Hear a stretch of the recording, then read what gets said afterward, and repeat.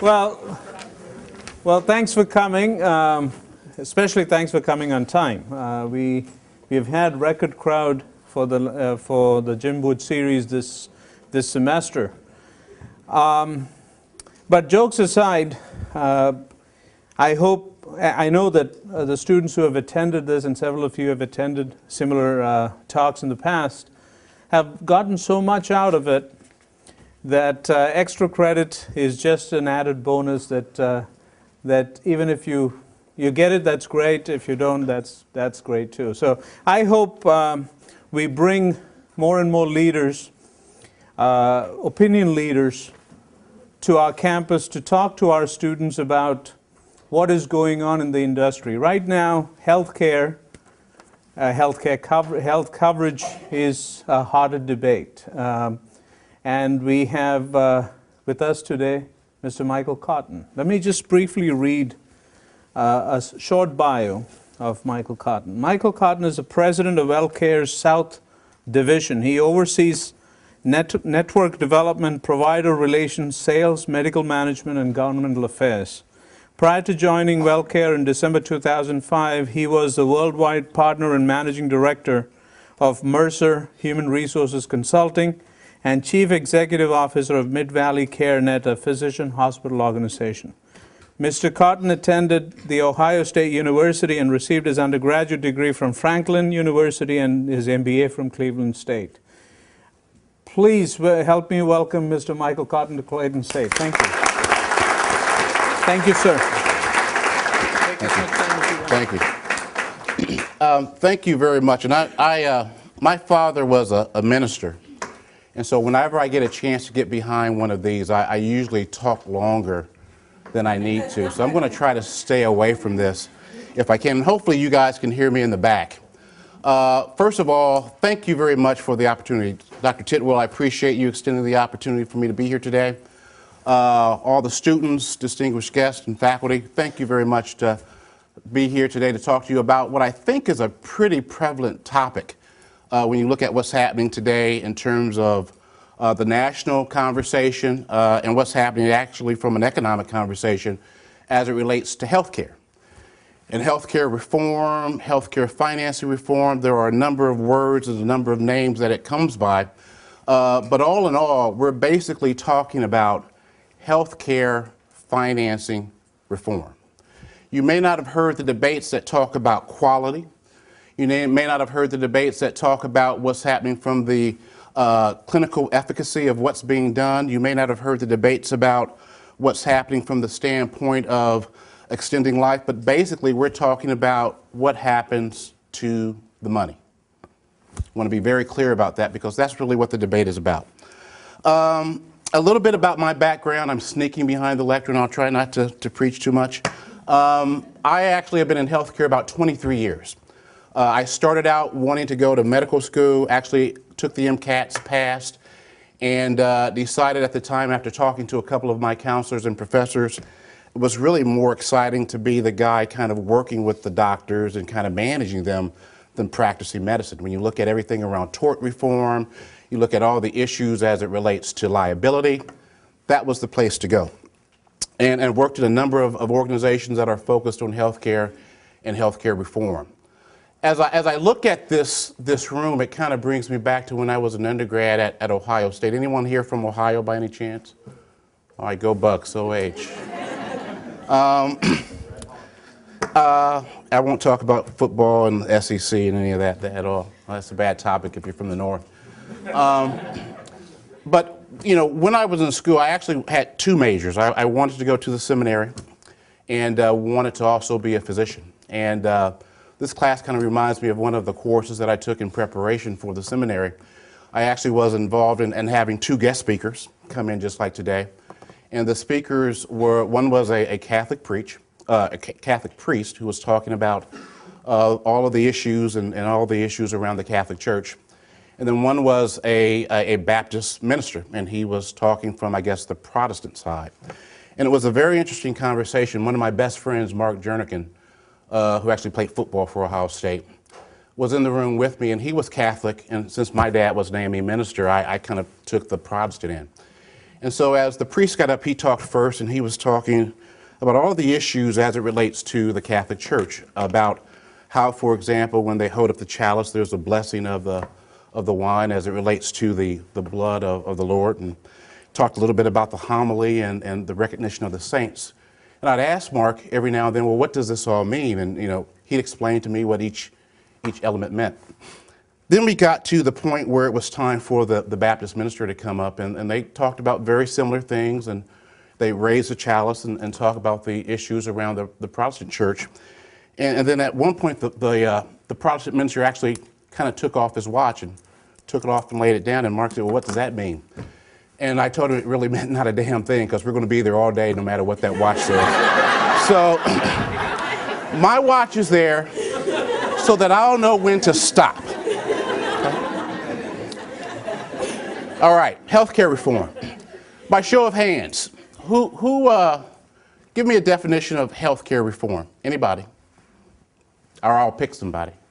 That's the fun part of being the lecturer in this series. You can do that. And I usually pick people in the front.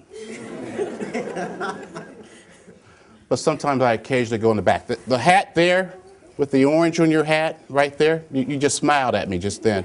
But what do you think healthcare reform is? And we want to talk about, before you answer, because I know you'll have a great answer, what is healthcare reform? Why do we have to do it? And why it's important? That's what we want to talk about. So your answer, what do you think healthcare reform is? Stand up. I'm getting older. I'm sorry. From this here, the past I think it's the healthcare is for everybody. It's for the healthcare system, because all the people in the same is really not in good condition right now. Okay. So kind of expanding healthcare so that everyone can have what's referred to as universal coverage. Good answer. Okay. Great. Good answer. Anybody else? Yes, sir. Making changes so it's more efficient, more cost-effective, and allows everybody to have better coverage. Great aspiration and one of the goals, absolutely. You've been on the CMS side, I can tell. That's a good answer. One more. Anybody else have any ideas? Thoughts? Yes, sir. I say it's a change, usually probably in the coverage or the way the medical system is like dispersed in a way, in a sense. Sure, absolutely. How care is delivered across the wide spectrum of healthcare services. And that's exactly right. All three of those answers are absolutely components of what we're talking about around healthcare reform. It is a plan to spend anywhere, depending upon who you read, whose bill you read, $875 billion to $1.3 trillion to provide health care coverage for about 43,000 or 43 million Americans who don't have coverage. Now, nowhere in the reform do you really have a lot of conversation around quality and around how do you deliver services, what you do in terms of how you do it in terms of expanding it. And in some cases, they even talk about the fact that there may be anywhere from 7 to 8 million people who, through this reform process, may not end up with health care coverage. But the goal is to provide as much of an expansive approach to providing health care coverage as reasonably possible. $875 billion to $1.3 trillion. Guess who's going to pay for that? Really, you guys, because you're going to be older than when I'm old and everything in the rest home, you guys will still be working. So really, us, taxpayers. How are we going to pay for it? There are a couple of ways that's being looked at to provide the coverage. Some of them I think are very efficient. Some of them may actually be problematic, and I think as the bills continue to roll through Congress and through the various committees, we'll start to have more understanding of what these issues are. One of the most effective ways I think that's being looked at to provide coverage is through an expansion of what is commonly referred to today as Medicaid. Medicaid and the Children's Health Insurance Program, which is a program that we actually insure about 2.3 million lives under across the entire country, everywhere from Hawaii to Florida, is one way that this is looked to be done. There are issues with using the Medicaid program as a way to do this, and I'll come back to that in a little bit later. The other way is providing incentives to employers to provide health care coverage. So if you're an employer today, you actually have a deduction. If you provide health care coverage for your employees, you can take a tax deduction from the services or from the premium that you actually pay for insurance. The other way is to actually incentivize people who don't have coverage to actually getting coverage on an individual basis. The problem with that is that in order for you to incentivize people to do something like go out and buy a $12,000 policy, there really has to be a reason or a way for you to do it. The penalties currently in the current bills range from anywhere from $200 to $800 per individual in terms of an additional tax that you would have to pay if you don't go out and buy insurance either through your employer or through these expansive programs under Medicaid and Medicare. So a couple of things.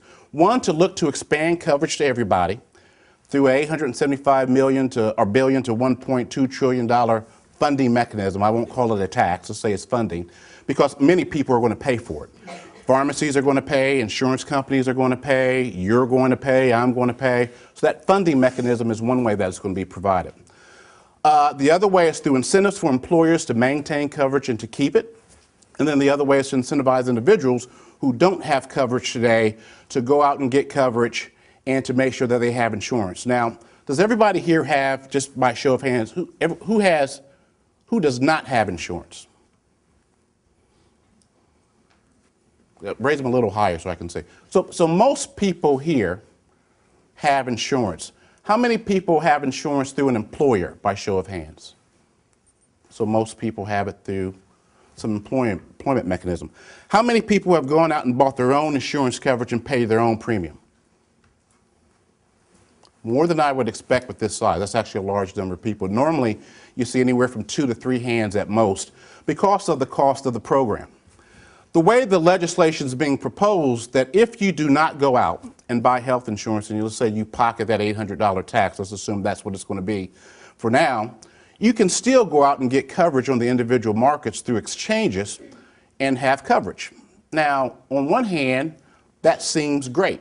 That seems terrific. I can get coverage. On the other hand, if you're the insurance companies, you're having difficulty with that phenomenon because you're now in a situation where you can't use what I call rules of selection to kind of say what's the population I'm going to cover. Some people think that's positive or negative. I don't really have an opinion about it working in government programs, but let's say, for example, you don't have insurance today and you all of a sudden get sick. In the past, you couldn't get health insurance because of something called a pre-existing condition. Ooh, bad. That means you had something before you decided to get insurance, and now you can't get it. That goes away under the law. So if you choose not to have health care coverage and you get sick, you still can go out and buy coverage through exchanges or through direct competition programs like Medicaid or Medicare. I actually think that's a good thing. I actually also think that you should look at making the incentives far more stringent so that everyone can have coverage, so that if they do have a pre-existing condition, they've actually contributed or paid enough into the program so they can pay as we who chose to have coverage decided to do it. So that's one of the things that I'm hopeful and optimistic that the bill actually changes so that the pre-existing rule, yes, goes away, but everybody, as you've suggested, actually has coverage. The other issue is what happens if we don't do reform? What happens if there is no expansion of health care coverage across the country? I actually think that will be a very, very tough situation for us all. If we look at health care costs, we spend about anywhere from 16 to 18% of the gross domestic product. All the goods and services that we produce, we spend on health care. General Motors, great car company, was actually, I believe, taken down by its benefit structure and the benefits that they offered. At the highest point, for every car that rolled off of General Motors assembly line, anywhere from $8,000 to $12,000 of that car was going toward direct health care costs or retiree benefits. So think about it. You're buying me back then, maybe a $15,000 car, something like that, maybe 20, and about half of the cost of that car is going to go to retiree benefits, pension benefits, and health care. That was one of the great concessions that General Motors had to make in terms of getting bailout funds because they were not able to cover the retiree health and employee costs. So as a result, the company went into receivership, and actually the union actually owns about 56% of General Motors now, and guess how they're funding retiree benefits and health costs? Through the proceeds and the ownership of stock with General Motors. Chrysler is another example. Not only did Chrysler make interesting cars, that's a joke, but they also had the issue with healthcare costs and the impact of what that meant. If you look at the Atlanta metro area, and I've had a chance to live here in this wonderful community for 3 years, this is an interesting healthcare market. In most communities and most cities, particularly of this size, you have a great deal of consolidation. The consolidation is around services that are delivered, big systems are created, and they actually work hand in hand to provide, as you indicated, good quality services in an efficient and effective manner. So everybody doesn't have a heart machine, everybody doesn't have an MRI, everybody doesn't deliver babies. There's efficiencies in the system so that you have what I call centers of excellence and centers of care. Atlanta is not gone to that level of movement yet. We still have, the last count I checked in the state, about 171 hospitals, of which I think a third of them, no, more than that, maybe 40% are within the Atlanta metro area. So what does that create? Lots of choice in the Atlanta market, not a lot of access outside of the Atlanta market. If you go to rural areas, not a lot of hospitals, not a lot of choice out there. And you have a lot of redundancies. Now, on one hand, you could say, you know what, I've got my choice. If I'm going to have a heart attack today, I can go to St. Joseph's, I can go to Emory, I can go to Piedmont. I've got all these places where I can go. But it creates, your term, again, a great term, a lot of inefficiency in the system. That's one of the drivers when you look at what drives up healthcare costs and why reform is needed. Reform will not work if it's focused solely on insurance and funding. And I want to say that again really loud. It will not work no matter what the bill is, no matter how it works, it will not work unless we do something about being more efficient and more effective. How many of you have read what the life expectancy is in the United States in terms of, how old you'll get before you die? Here it's, I think 74 was the last number. And you've got places where you have nowhere near the technology and the expertise where life expectancies are higher. To me, that's what health is about. It's not about how we fund it or how we pay for it. It's what we're actually doing to provide better health and better outcomes for people. It's how many children are getting immunizations when they need to have them and when and why they're supposed to have them. It's making sure that all women receive mammograms and mammography services when they're supposed to receive them and how they're supposed to see them. That means that if you're in a certain minority classification where you're more likely to be susceptible to prostate cancer, that you actually get those screenings when you're supposed to have them.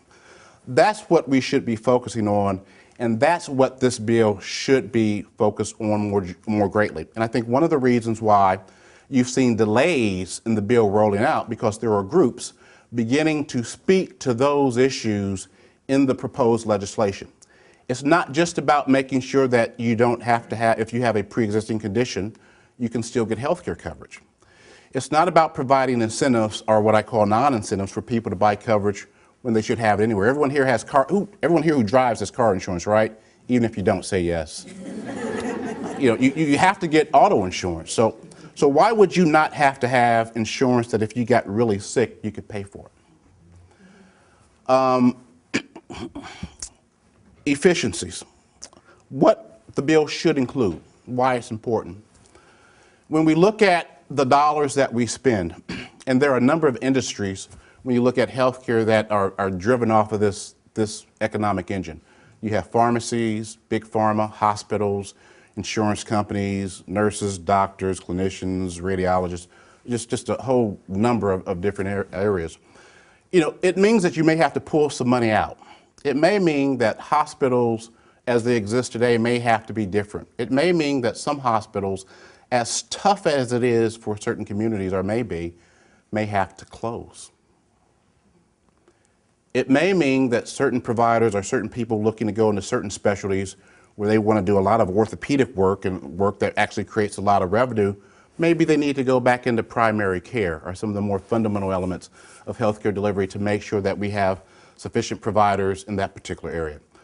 So as the bill is matriculating through the House and the Senate, we're going to start to see some of these add-ons. Why is it important for you to pay attention to this?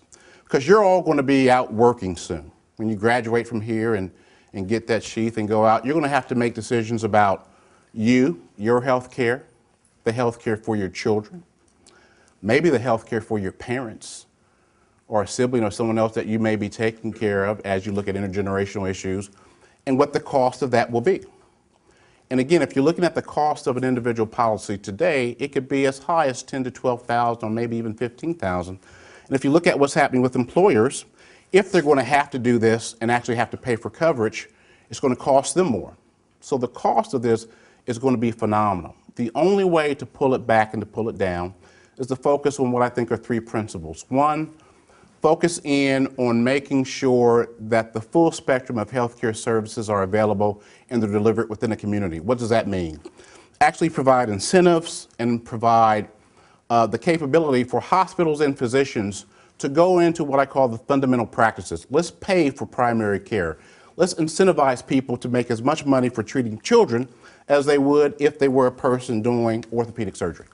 There's no other way to do it. Otherwise, why would you go be a pediatrician if you can make more money being an orthopedic surgeon? So we have to pay for that. We also have to make hospitals, if they're not providing what I call tertiary care, they can do other things, generational care, clinics, FQHC-based services, fairly qualified services. Incentivize those hospitals to continue to be mainstays in their community, but do it in a way that's effective and efficient and provide services to everybody. That's one of the changes that I think we need to make.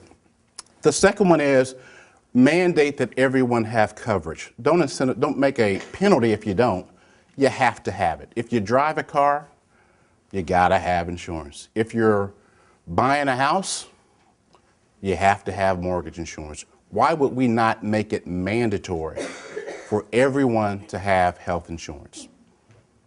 I just don't understand why that would be an option. Everyone should have coverage in case something happens to them or a loved one. So that should be a mandate, not an option as is presented in the bill as it currently sits. The final piece of it, and one that I think is more controversial, and if I were in a room of insurance executives, they'd try to kick me out, is actually take out the middleman in the healthcare financing mechanism. Insurance companies, and I'm an insurance executive, I'll be honest, we're kind of the middle guy. You know, we kind of take the money, divvy it up, pay a couple doctors, pay some late, pay some sooner, keep what we want to keep from a profitable perspective. From a profit perspective, that needs to change. We need reform in the insurance industry, which is what I think the bill is trying to go to, but it's taken a really long way to get there. In terms of making sure that as those dollars come through, there are certain things that we do well as an industry that we should continue to do. Case management, care management, coordinating, getting data together. Data is very important, and you look at what's efficient and what's effective. You can't make that decision unless you have some mechanism to look at data. Those are things that we do well. We don't have to be in the mindset of using premium dollars for healthcare services and necessarily make them that the sole purpose of driving that would be shareholder value. And again, if there are any insurance executives in here and you're taping this, I may need to take that tape from you. But at the end of the day, there is a better way to spread the wealth, if you will, to make sure that everyone can have coverage, everyone can have access to care, and it's done in a cost-effective manner.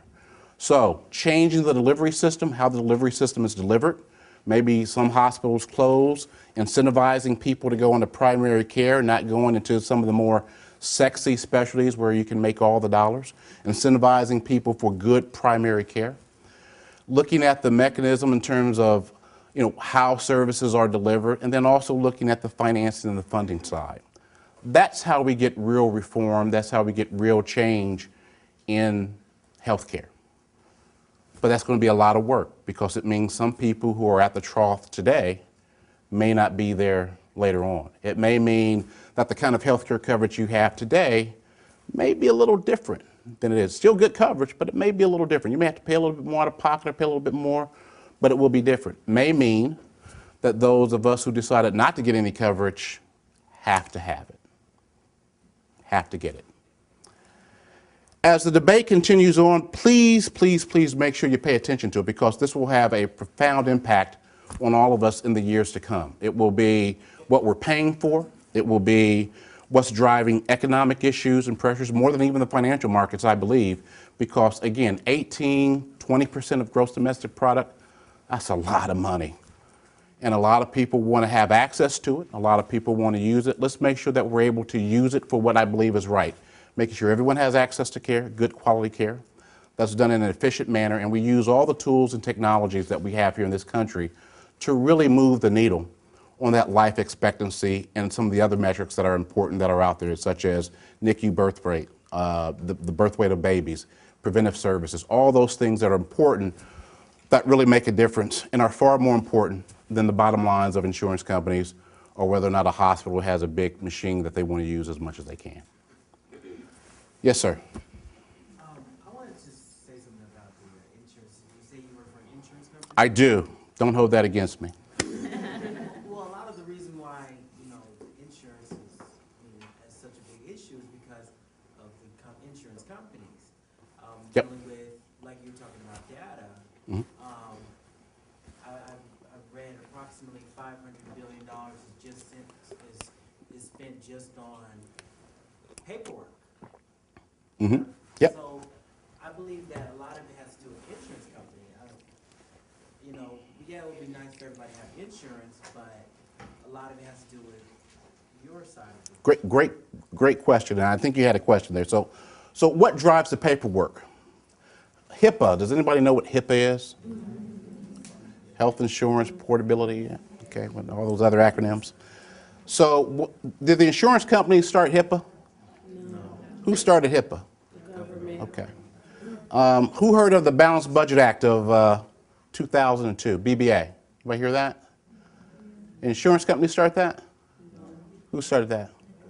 So government regulation is not to dissuade what you're saying, but a lot of that paperwork and those requirements are stimulated by the fact that there are certain rules and requirements that are out there that these insurance companies have to abide by. I cannot let your information get out to anyone else, and I have to get you to sign a paper that says if I have to give it to somebody else, it's released. I've got to make sure that certain rules under underwriting that you filled out the right paperwork. So a lot of the problems in this, you're right, is the paperwork, but it stemmed from government, what I call intervention, to make sure that certain things are done a certain way, that as you and I look at it, what does it have to do with whether or not my kid's going to get the swine flu vaccine? And you know what the country did in order to make sure that that vaccine was available? There's virtually no paperwork. You could literally walk up to a clinic and say, I'd like a shot, and you'll get it.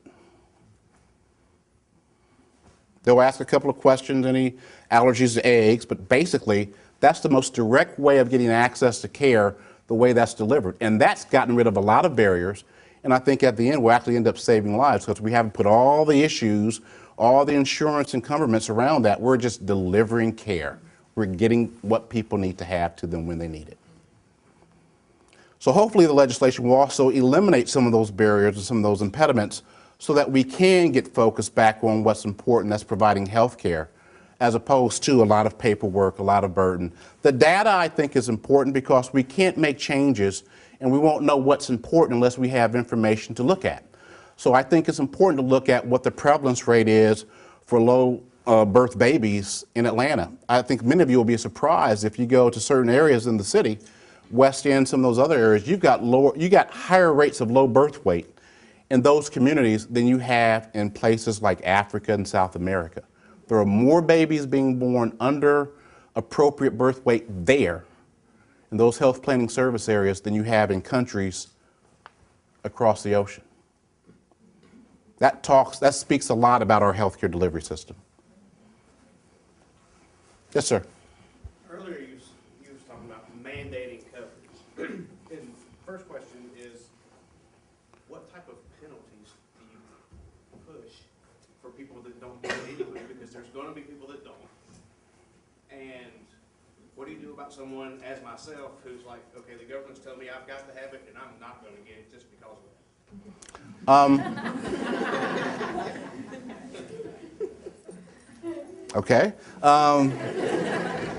are a couple of ways that can be done. So one, you can say, and some of this is actually the legislation. There's a certification form that you get that says, yes, I have coverage, I've had it all year, and I send that in with my taxes. Okay, hopefully we're paying taxes or getting tax refunds. If that's not provided, then there is an extra surcharge that will be added onto the tax. So it's up to you to get it. If you get it and you can provide the certification and validation, great, send that in with your tax form, and we're good to go. If not, yep.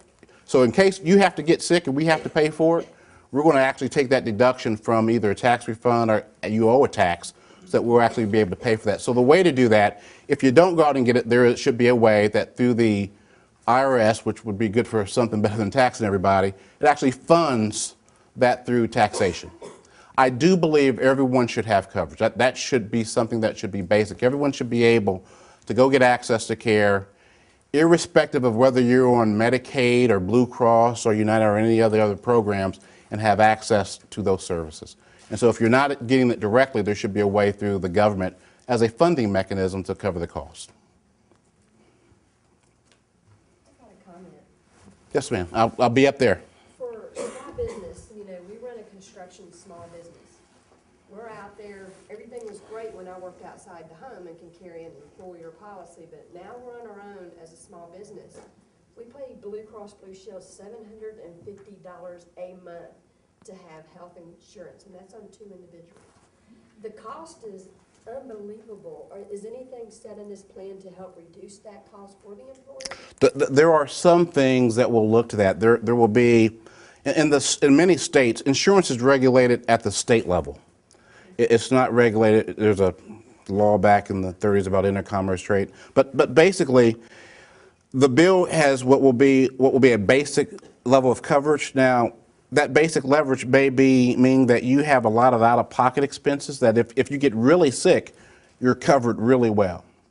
But if you're some basic stuff, you may have to pay more out of your pocket for that, or you may have to use certain providers who are subsidized to provide that care for you at a lower level. So in some cases, some people may see lower costs, but generally if the bill is kind of like it is now, it actually is kind of poised to make it more expensive because of some of the taxes that are based out there now. Providers may have to pay a tax, insurance companies may have to pay a tax, and at the end of the day, you know, in our capitalistic world, you know, somebody's got to pay the tax, and it's usually us. Well, actually, I changed plans Okay. to reduce that cost, and Okay. they had a 20% increase on my renewal. Okay. So, you know, it's like, Yep. you know, I changed the plans thinking, okay, a higher deductible, Yep. lower the cost. Yep. Then they went up 20%. And so there will be restrictions on what you can do for raising prices. So you can't, just because you're what they call experience rated, you know, you happen to need your insurance, so we got to charge you more. That goes away, and you'll be able to have that coverage with a more flat line cost. There is basic trend. I mean, when you look at what we spend as a country on research, education, training, there is a trend number that you'd have to pay for health insurance, but nowhere along the lines of 15 to 20%. In fact, I believe that actual healthcare trend probably is lower than what we see in the general inflation. It's probably more like 3 or 4%. So that will hopefully be abated as we look at the legislation. And you also have other options as well. If you look at state programs where you know, I don't know, where people sit, but there are certain areas of coverage under state programs, be it Medicaid or whatever they call it, where more people will be able to have access to it without, basically giving up all their assets. So they'll have access to those programs. I'm going to come up here, then I'll come back down. There was a hand up here. When you have future, well, the present generation, the elderly, they outnumber our generation.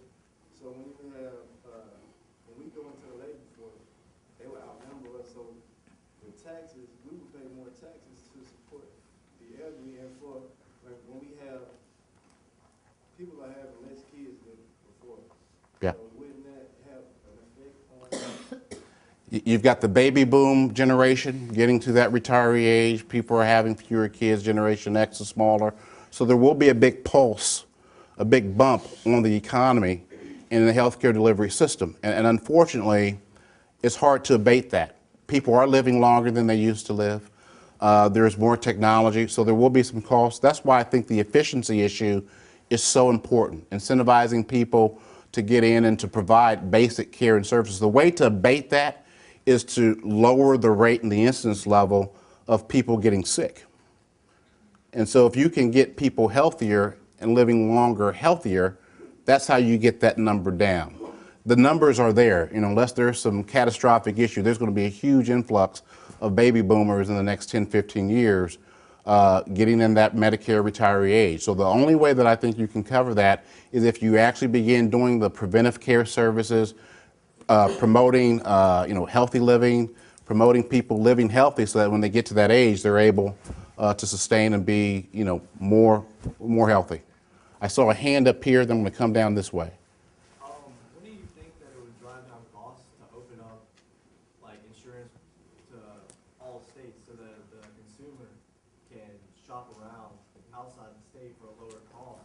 It would drive down the cost of insurance across the nation. Because I know we're limited to insurance providers in the state right now.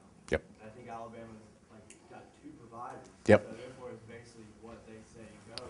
Yep. So if you open it up to all 50 states, wouldn't that like lower the cost and become more competitive for everybody and make it more like efficient, I would think. You've just described the public health care option. So That's the battle. It's like it's regulated through a public health care federal program that everyone can join, that's available and accessible to everybody. That's part of the legislation, and I believe will be part of the final bill.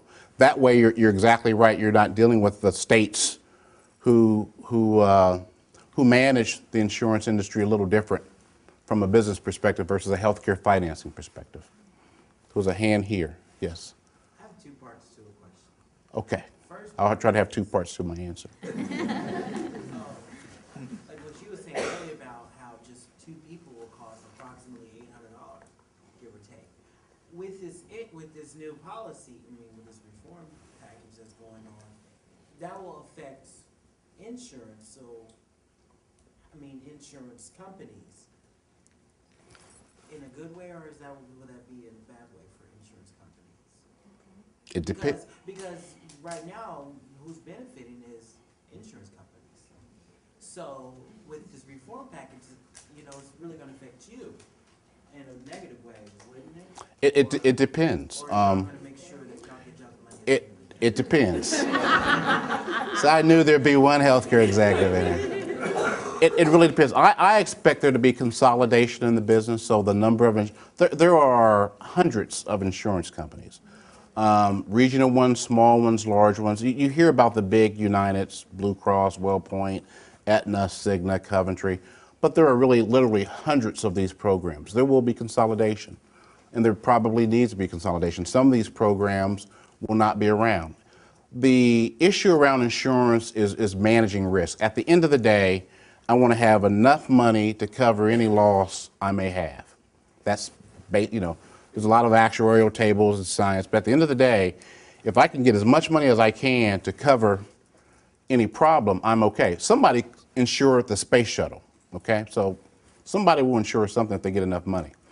At the end of the day, when you have consolidation, some of these smaller players who have to give those types of premium increases may go away, and that risk can be spread over a larger population. And I don't think you'll see some of the increases that you see today. But that means there'll be some people who are in the insurance business today who won't be in the insurance business tomorrow. That may not be a bad thing. Notice I didn't say it was a good thing. That was one. Was that both? Was that both questions? Okay. I had a question here, and I'm going to come back.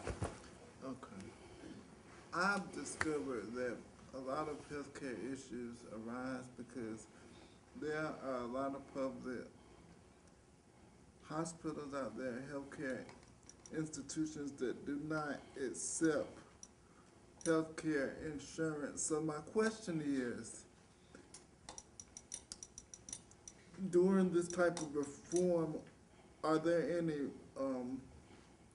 measures in place where more hospitals can accept different types of healthcare insurance? It's a great question. If you go to Piedmont, I don't think they accept certain classifications of coverage. Great question, and that should be part of the reform, that look, irrespective of ability to pay, if you're going to be part of the national program, you're going to be accepting patients who come in from all insurance types. And you'll work with those organizations to make it work. I also think there will be subsidies that will be provided to providers to make sure that that happens.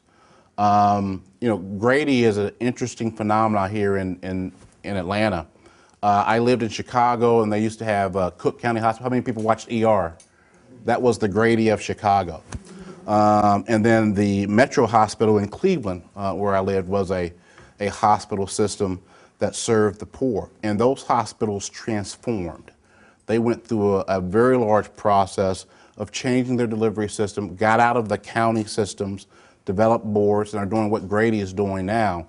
And those hospitals are much healthier today as a result of that. So they're seeing patients along all payer classes, and they're able to sustain themselves. There is definitely a place for us to have a Grady of those types of institutions, but at the end of the day, you know, I remember working in a hospital system, and one of the sisters said, well, Mike, you got to remember, no margin, no mission.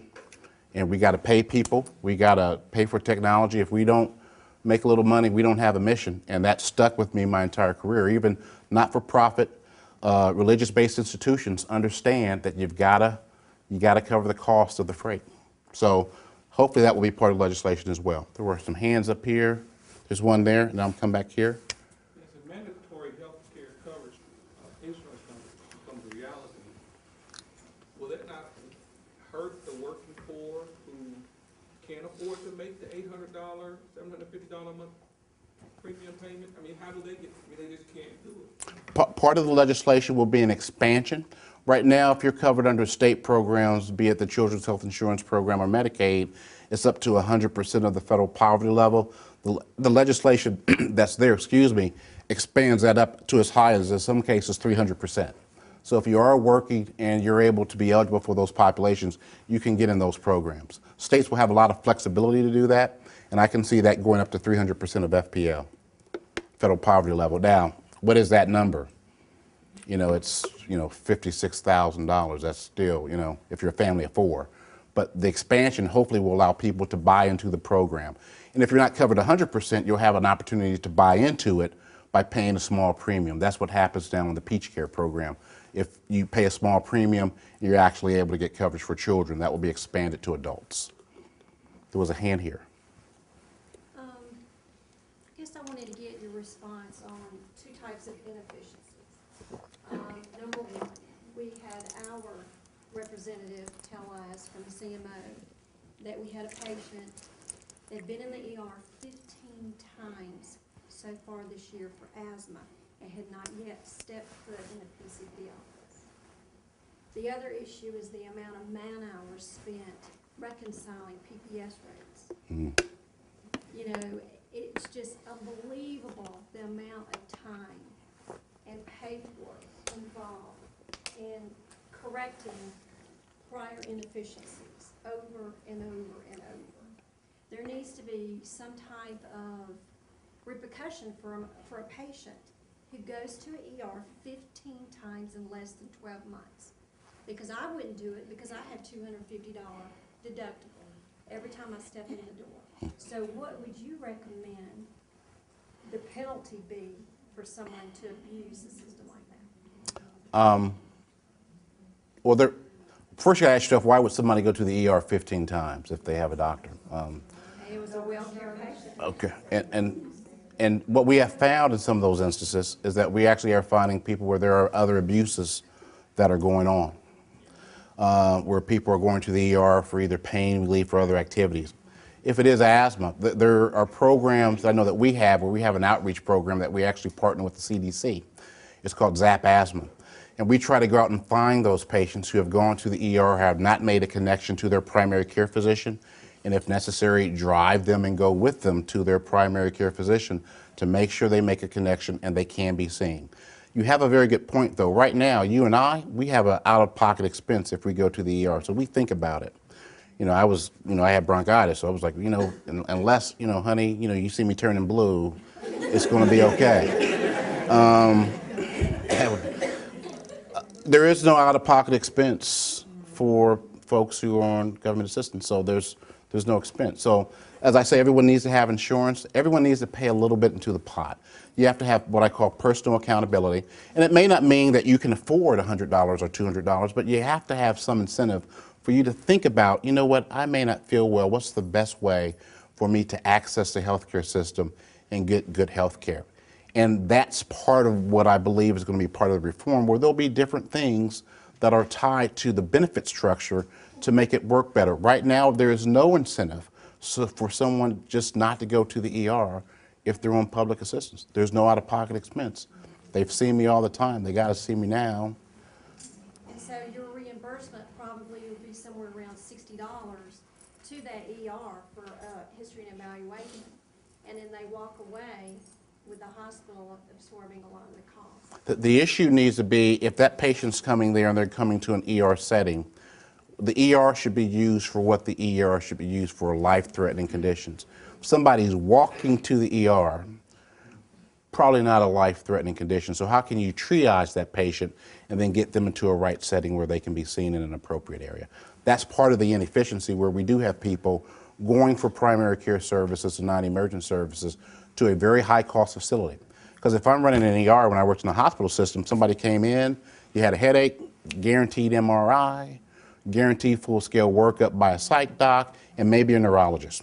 Instant $1,200 bill. Could be migraines. Could be a sinus infection, but it was a $1,200 recovery. There, okay. Yes, sir. Being an executive in an insurance company, and the fact that the insurance companies have been demonized against, would you tell us what exactly is your profit margin after all expenses? What is our profit margin? I'm going to give it to you in three ways. Usually in healthcare insurance companies, they spend anywhere from 85 to 89% on healthcare delivery. There is about a 10 to 12% percentage that's tied to admin, and profits anywhere from 1 to 2%. Okay, now let me give you the answer you really want. It's 1 to 2%. Well, that may not be a lot. If you're talking about billions of dollars, you know, what's 1% of $100 billion? That's $1 billion. One more question. You've had three. You can catch me afterwards. Let's ask somebody else. Yes. Well, the electronic health records cut down some of the costs, because I know with the Veterans Administration, that even though they do have like a long wait time, their health care system, you have a card, everything is on your card, they scan it, and everything is right there. It seems like the Veterans Administration healthcare runs pretty smoothly than the civilian. Would they take points from that too? There are elements of it that run very well in the TRICARE system, and technology along with electronic medical records are very important. I think they will make the system more efficient. We need to take out some of the legislation and some of the rules around that. You know, everyone's so tied into privacy, which I think we should be, but that going to that medical record and taking away some of the barriers that impede everyone going to that quickly, I think will be better. And I am an advocate for technology as a tool. People should be able to pull up their information on the internet. It should be correct. When I go to a doctor, I should be able to have something that says, here are my allergies, here are the medications I'm on, here's the last doctor I've seen. All that should be part of the structure. It will take time because of the law and the tort system in the United States, but that will be one of the ways that I think we'll have more efficiency as well. So, you guys have been great. Thank you very much. Pay attention to what you're seeing, and I appreciate being here. Thank you so much. Something small, but thank you so much. Thank you. Thanks again.